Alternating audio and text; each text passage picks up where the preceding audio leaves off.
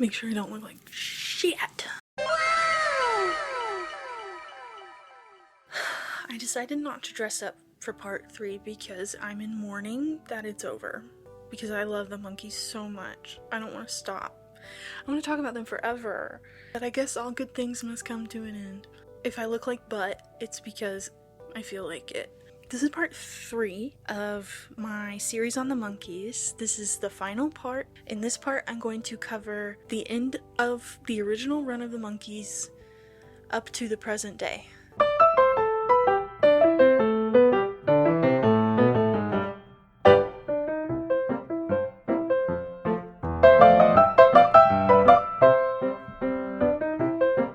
Last time, we covered after the Monkees got control, like created control of their band, their movie, Head, their tour with Jimi Hendrix. I know at the end I touched just like tiny bit on their TV special, 33 1/3 Revolutions Per Monkee, and I'm kind of mad that I didn't go farther into it. I guess I thought that I was running out of time. I don't know. Anyway, that's where I'm going to start. I have my script down here on my computer. Looking into this ring light and then looking at the computer like blows my eyeballs out. Before Peter officially left, there was the TV special, 33 1/3 Revolutions Per Monkee.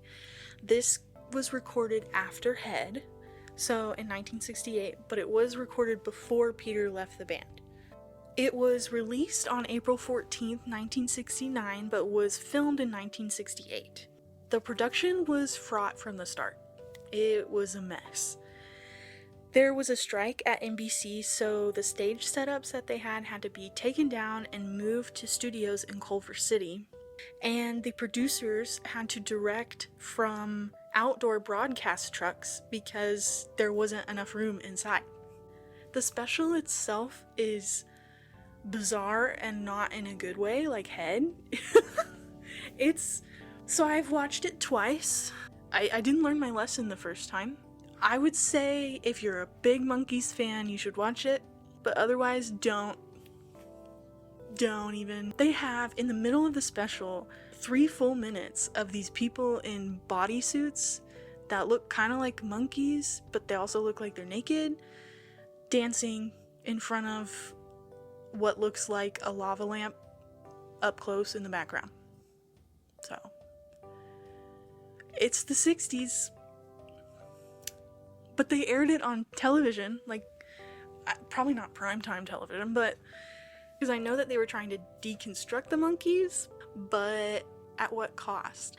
The special also included Jerry Lee Lewis, Little Richard, and Fats Domino, 3 of the main pioneers of rock and roll music, and I have no idea.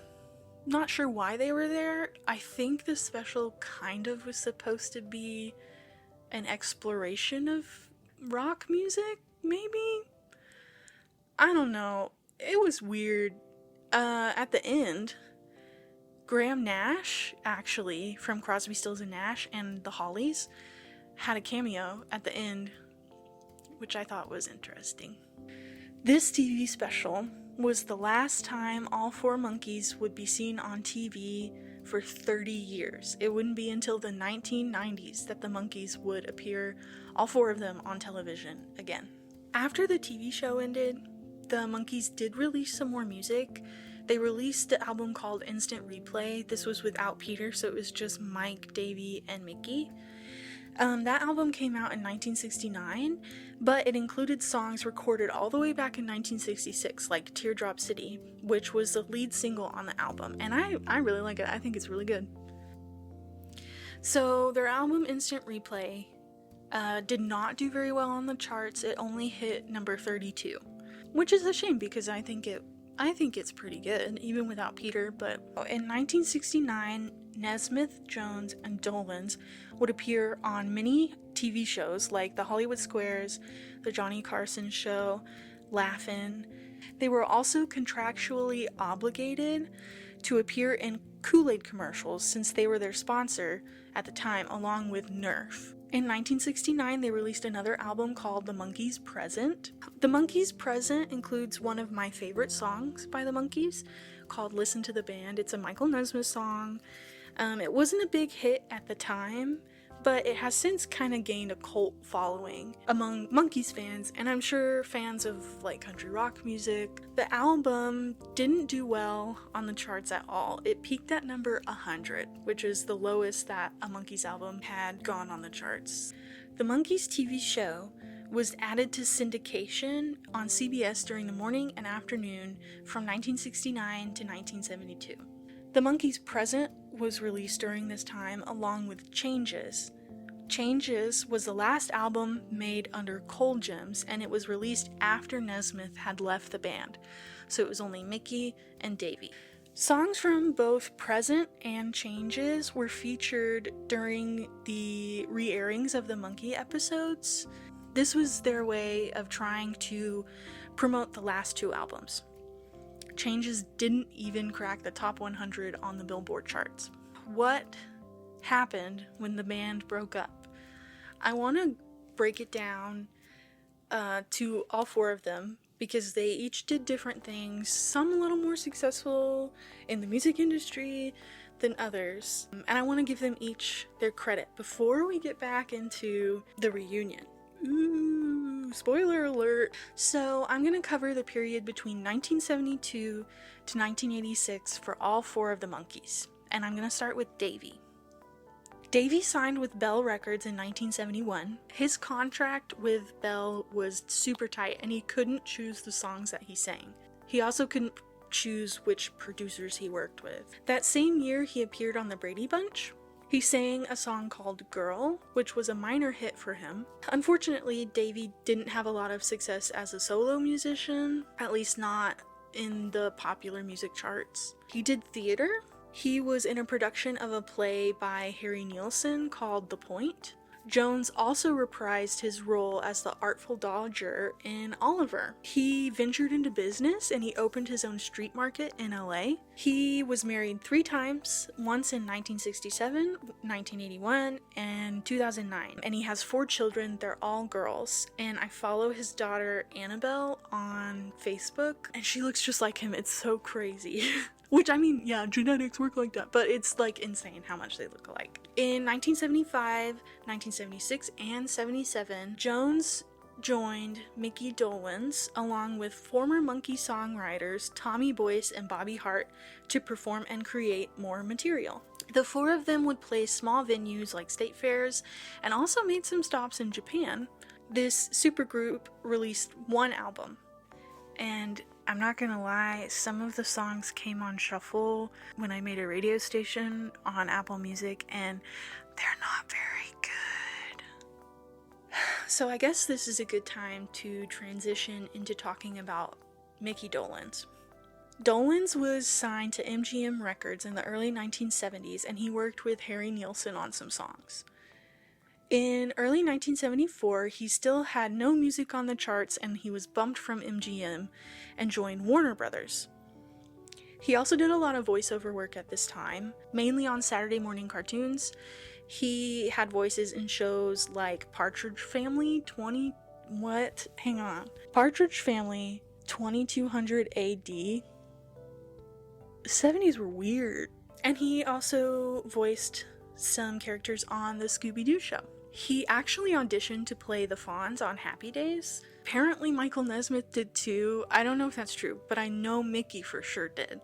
He also ventured into doing more directing in the 1980s. He directed a TV sitcom called Metal Mickey, which aired in Britain. He did a lot more film work at the time than music. So, fun fact, if you are super into music, like popular music, there's the mainstream artists, and then there's the artists that are like right below that a lot of mainstream artists admire. And one of those artists is a band called Sparks, which, yes, I named my cat after the band Sparks. It's Ron and Russell Mael, and they have been going since the early 70s and have made all different types of music. And in the early 1980s, they had a side project called Noelle. Noelle was a lady. Her identity has never been revealed, at least to my knowledge. They wrote some songs for her. She had 1 album. It wasn't like a big hit or anything. Micky Dolenz directed a video for Noelle. I thought that was really interesting. And I read somewhere, I don't know where I read this, so I could just be making it up, but I read that when the music video was released, or like re-released on YouTube a couple years ago, I think Micky Dolenz was either notified or they had asked him before they uploaded it, and he was like, I have no idea what you're talking about, but okay, I don't remember doing that. Now moving on to Peter Tork. He worked with George Harrison for a while, and then he went solo in a group called Peter Tork and or Release. I don't know if it's like that's the name of the band, or if it's supposed to be Peter and the Release, or Peter or the Release. I don't know. Apparently this band didn't put out any records, just some demos that have been stored, but one of their songs was considered for the movie Easy Rider. And I would love to hear those songs if they exist somewhere, someday. That would be really cool. I feel that Peter lost the most out of everybody, and he lost most of his money too. In 1970, he sold his house that was in Laurel Canyon and moved into the basement of none other than David Crosby's home with his pregnant wife. Peter's pregnant wife, not David Crosby's pregnant wife. Peter was also arrested for having hash, and he spent 3 months in jail in 1972. He moved to Fairfax, California, and he joined the Fairfax Street Choir and played in a blues band. He moved back to Southern California in the mid-1970s. He remarried and had a son, and he actually ended up teaching a variety of subjects for a while. I know for sure he taught algebra, or at least math, some kind of math. I don't know what else. And I'm not sure if he was like a teacher or a substitute. I don't know. Either way, that's super cool. I've seen people in comment sections talk about like, oh yeah, he was my teacher, he was really good. So I think that's neat. In 1980, Peter recorded 6 demo songs in New York City with Sire Records. His demos didn't take off at all. He appeared on the Uncle Floyd Show, which was broadcast in New Jersey. He would appear multiple times, performing comedy and lip-syncing. His demos he recorded, and he appeared on some other late-night shows and in clubs. And I watched his appearance on Letterman, I think. And I think this was after the kind of resurgence of the Monkees. It was cute. He had to go on a date with a little old lady, and he seemed like a really sweet guy. So now, I saved the best for last. I hate to say that, but Nesmith is my favorite, obviously. And I think he has the most interesting story. Michael Nesmith formed Michael Nesmith and the First National Band. The band consisted of John Ware, John London, and Orville Red Rhodes, who was an accomplished pedal steel guitar player. Nesmith said that he would not have started the band if Red Rhodes did not agree to join, so I'm very glad that he did, because this is some of the best music I've ever heard in my life. He and Red would remain close, and they would work together up until Red's passing in 1995. Now, time to get serious.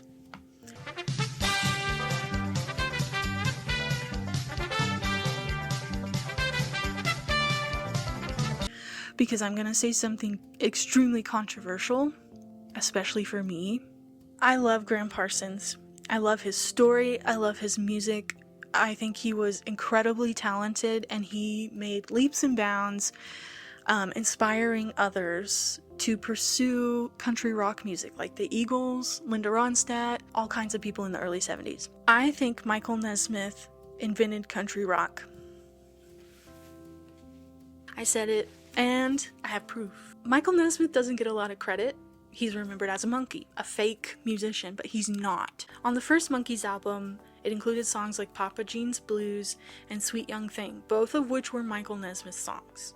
Even though the majority of the first 2 albums were produced and played by session musicians, those were 2 songs written by Nesmith, and I believe they were produced by Nesmith too. The Monkees' first album and those 2 songs predate Sweetheart of the Rodeo by the Byrds by 2 years, and Sweetheart of the Rodeo is considered probably the first country rock album. There's also the International Submarine Band, and I think that came out slightly later than the Monkees' first album. March 1968, so yes, this came out after the Monkees' first album. Gilded Palace of Sin, which is also cited as one of the first country rock albums, was released 3 years after the Monkees' first album. The Gilded Palace of Sin and Sweetheart of the Rodeo are absolutely in my top 10 favorite albums of all time. But it really does piss me off. It makes me upset that people don't think about Michael Nesmith. They never, cite him. The only time I've ever seen him really honored was at the Western Edge exhibit at the Country Music Hall of Fame. They had his entire nudie suit there, the hat, the suit, and the shoes. I have a picture of me next to it. I'll try to find it. And even then, it was just a small amount. Most of the exhibit focused on the Byrds, Flying Burrito Brothers, Linda Ronstadt, the Eagles, whatever, and they're all great, but we need to respect the people that came first. I will say, I know that the country rock genre was born out of the folk revival, so there were people before Michael Nesmith that were doing things like that. I truly do believe that Michael Nesmith should get more credit as a founder of country rock. I knew of Michael way before I knew who Graham Parsons was. I discovered the Monkees in high school. Aww, so cute!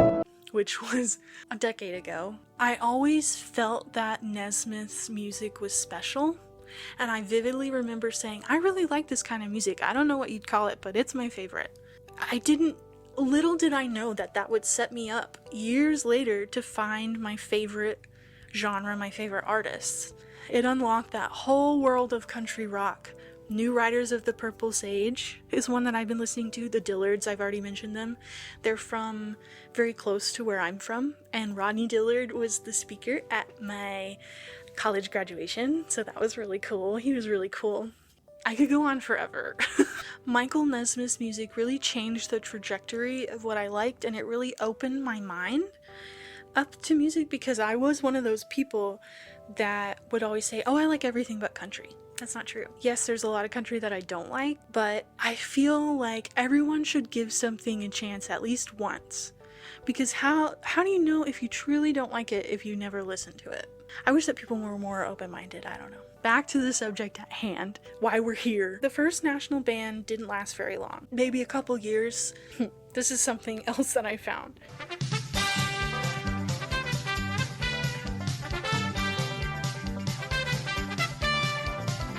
I found on Wikipedia, which I know Wikipedia is iffy sometimes, but usually if you can go to the sources, you can find good things, and people keep it pretty good now. It's not as bad as I saw that one of the first national band's first gigs was with the Flying Burrito Brothers, and that would have been with Graham Parsons. I thought it was really cool, but I can say without a shadow of a doubt that is not true. There is nothing linking that information to a concrete source.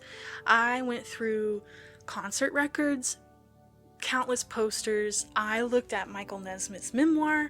I have 3 Graham Parsons biographies. I have one. No, I can't reach the other 2. This is one. I haven't read this one, but I know how to look for things. There's an index. There is nothing mentioning Graham Parsons and Michael Nesmith performing in any of these. And this is written by Michael Nesmith, and I think that he would know who he's performed with. Granted, in this book he mentions the Palomino Club, which is a club that Graham Parsons went to, so I'm sure that they crossed paths, along the way. And I did find an article that mentioned one of Nesmith's band members talking about Graham Parsons. I haven't read it, but it sounds like they did not perform together, and they knew of each other, but they didn't really know each other. I submitted a request to take that out of the Wikipedia page, and it hasn't happened. So that same page says that Nesmith wore his custom nudie suit to perform, and Parsons, just like other country lovers, looked down on Nesmith. Oh my God! That's how I knew it was fake. I was like, because Graham Parsons is the one who was like, hey guys, we should get nudie suits to the Flying Burrito Brothers. It was his idea. Why would he look at Michael Nesmith and be like, you look stupid, while I'm wearing the suit with marijuana leaves and drugs on it? Like, I don't get it. I don't know who put that in there. It would be so cool if it was real, but I don't think it's true. I really don't. I made a note to myself. But future me, after writing this looking for additional sources, I found an interview where Nesmith mentions Parsons. It wasn't Nesmith, it was a band member. He mentions Parsons in passing and how he didn't know him at all, proving that at least Nesmith saw him in real life. I'll try to include the link to that in the description, so if you want to read it, you can.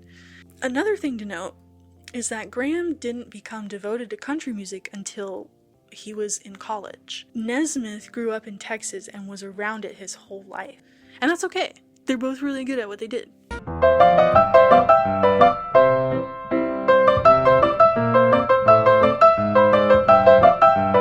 While with the First National Band, they released 3 albums, a trilogy, one red, one white, and one blue, and I have one of them.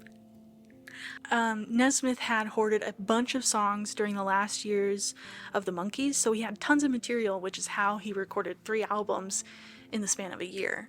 Unfortunately, on the charts, they didn't do very well. One single from Magnetic South, the Blue album, Joanne, reached number 21 on the Billboard charts. The band lasted from 1970 to 1971. Nesmith did some solo stuff throughout the 70s. His last album on RCA Victor, pretty much your standard ranch stash, is really, really good. That was my first Nesmith solo album that I ever had. I had it on CD. This one is called Nevada Fighter. For the life of me, I cannot think of what the red one's called. I'll insert a picture or something. The 80s are when things get really, really interesting for Mr. Nesmith. He basically invented MTV. Kind of. So, Michael Nesmith created the Pacific Arts Corporation in 1974, and it was basically a way to distribute his own music and media properties. Like this album, it was distributed by Pacific Arts. I would love to do a whole video on the history of MTV and its founding and whatever, and include this in it. So I'm gonna give like a more basic rundown of what I mean by Michael Nesmith invented MTV. So, he created a show called Pop Clips, which would be on Nickelodeon. It was the first music video program on TV, and it was a way for Warner Music to promote their artists. It was shown on Nickelodeon from 1980 to 1981. Then it was sold to Time Warner, who then developed the show into MTV. MTV would come out later in 1981. Nesmith actually won the first ever Grammy Award for Best Long-Form Music Video in 1982. This was for Elephant Parts, which was a collection of short comedy skits and music videos. Nesmith music videos, it didn't include other people. We also have MTV to thank for the comeback of the Monkees. In 1986, a Monkees marathon was aired on MTV, and within a few months, all 58 episodes were airing through the US on local TV stations, as well as Nickelodeon and MTV. In 1986, Peter Tork, Micky Dolenz, and Davy Jones announced their 20th anniversary tour. At first, they weren't going to go overseas, they were just going to go around the US, but due to the success of the MTV marathon, more dates had to be added, including dates in Australia and Europe. Nesmith wasn't able to go on this tour due to other obligations. It's windy. If you hear creaky, oh shit. Bruh. Am I not recording? Oh fuck. Bruh. I don't know what happened. I look rough, by the way. Okay, so the Monkees, Peter, Micky, and Davy, released an album. Their first album in over a decade, called Pull It. I haven't listened to it all the way, but what I've heard, it's not great. There were 2 music videos made for both singles off the album. It's not remembered fondly by fans of the Monkees, and it reached number 72 on the Billboard charts. The Monkees were so successful that it was decided to reboot the show as a new show called The New Monkees. None of the original Monkees were involved, neither were Bob Rafelson or Bert Schneider. This was like a brand new thing. Unlike the original Monkees, the actors were picked for their musical ability. Maybe to avoid controversy, I don't know. 3,000 applicants applied and auditioned. 4 men were selected. Dino Kovas, a part-time VJ, Jared Chandler, a waiter, Marty Ross, a professional musician, and Larry Saltis, a college student, and he worked at Atlantic Records. The show did not do well. It only had one season, and they had one album, which I did listen to one song called Whatever It Takes, and it really wasn't that bad. The show was not great, and the guys were not very cute. Maybe it's because I didn't live in the 80s. They were not cute. I mean, there were cute people in the 80s. Just look at Dino. I'm so sorry, Dino. You creep me out. I don't know why. He's so creepy. It was too 80s. Aww. So cute. There were some other reunion tours and albums. Justice was their 11th album, and it was released in 1996. And it was the last album that would feature all 4 of the Monkees. The 30th anniversary tour followed and included Tork, Jones, and Dolenz, with Nesmith appearing for the tour dates in the UK. There was another television special that aired on ABC in 1997, and it included all 4 Monkees, and it was written and directed by Michael Nesmith. Unfortunately, this would be the last time all 4 Monkees would be seen on TV together ever. So, some things got kind of tense in the 2000s. Nesmith wasn't really interested in touring with the Monkees anymore. It seems as though he always had a weird relationship with the band, and the fact that he was not a real musician, that it was a fictional band. Tork, Dolenz, and Jones reunited again in 2001, with Tork being let go after a tense backstage disruption. They did end up reconciling with Tork later, but ultimately it was Jones and Dolenz that would do most of the touring. Nesmith would reunite with them in 2013 and on the 50th anniversary in 2016, which I remember that. I wanted to go so bad. The Monkees released an album called Good Times, which reached number 14 on the Billboard 200 chart and had songs included from all members, even a song recorded by Jones in the 1960s, who at this point had sadly passed away. So I could go on for a long time about different reunion tours, but let's focus on the 4 Monkees and what happened later in their lives. Davy Jones made a cameo appearance in SpongeBob, solidifying his place in popular culture. And he was also named the #1 teen idol of all time by Yahoo Music. I will say, I remember my mom mentioning the Monkees when I was a kid. Like really young, probably from that SpongeBob episode, so it transcends generation. On February 29th, 2012, Jones went out to take care of his horses on his farm in Florida. He rode one of his favorite horses around the track, but he complained of chest pain. He was given antacid. After 8 a.m., Jones was found unconscious in his car. Unfortunately, he couldn't be revived. He died of a heart attack at the age of 68. His funeral was held on March 7th in Florida. None of the Monkees attended, just to keep it private. They instead organized their own private memorial in Los Angeles. His friends and collaborators mourned him greatly, and they commented on how kind and talented he was to work with. Peter Tork would go on to live in Connecticut, and he was married 4 times, and he had 3 children. In 2009, Tork came out and he said that he was diagnosed with a rare, slow-growing type of cancer called adenoid cystic sarcoma. He underwent radiation to prevent the cancer from returning and would continue this off and on as tumors would return and then shrink again. He was very open about his journey on his Facebook. Unfortunately, his cancer returned in 2018 and it wasn't treatable. And he passed away on February 21st, 2019 at the age of 77. Michael Nesmith was married 3 times and he had 4 children. His oldest son, Christian, is also a musician. Michael Nesmith studied history at UCLA part-time for a little while when the Monkees TV show was done. We talked about how he worked in television and how he was a country rock pioneer. He released his final album in 2006 but continued to produce music for others. He toured with the Monkees in 2012, but also went on a solo tour during that time too. He guest starred on an episode of Portlandia, and in 2017 he released a memoir called Infinite Tuesday, an autobiographical riff. I read it at the time and I remember it being really good. I was also going through a lot really serious personal stuff at the time, so I don't remember a whole lot, so I need to read it again. But I do remember I liked it. It was interesting. In 2018, he was going on a short tour in California with a new iteration of the First National Band. There was also a short tour in 2018 where he went out with Micky Dolenz, but unfortunately he had to cancel the remaining shows due to a health issue.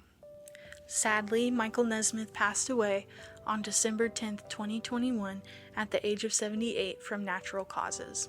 So I guess that leaves Micky. Micky is the last remaining monkey. He worked at a radio station as a disc jockey for a while. He did all of the tours that I previously mentioned, plus others. On May 21st, 2021, he released an album of him singing songs written by Michael Nesmith. It was produced by Nez's son, Christian. Micky has been married 3 times and he has 4 daughters. One of his daughters, Annie Bluebell Dolenz, was an actress in the 80s and the 90s. As far as I know, Micky Dolenz is still active, still doing music, still going on tours to this day. And he is 81 years old. So that's it. That's the story of the Monkees. They might have been a made-for-TV band, but I feel like they really touched the hearts of a lot of young girls and boys over the decade, from the 60s to today. I'm sure that parents, grandparents are still introducing their children and their grandchildren or great-grandchildren to the Monkees. And I hope that throughout this whole thing, you've learned about the Monkees and that you can appreciate them more as real, hardworking musicians, creatives, actors, artists, whatever. I think that they should be in the Rock and Roll Hall of Fame. Why not? They should be recognized.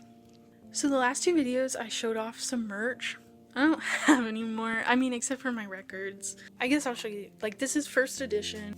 I ordered it right when it came out. It was $28 at the time, so I can only imagine how much it would be now. And it does include some pictures. I'm not a huge fan of the deckled edges, but that's okay. But there are some pictures like this one.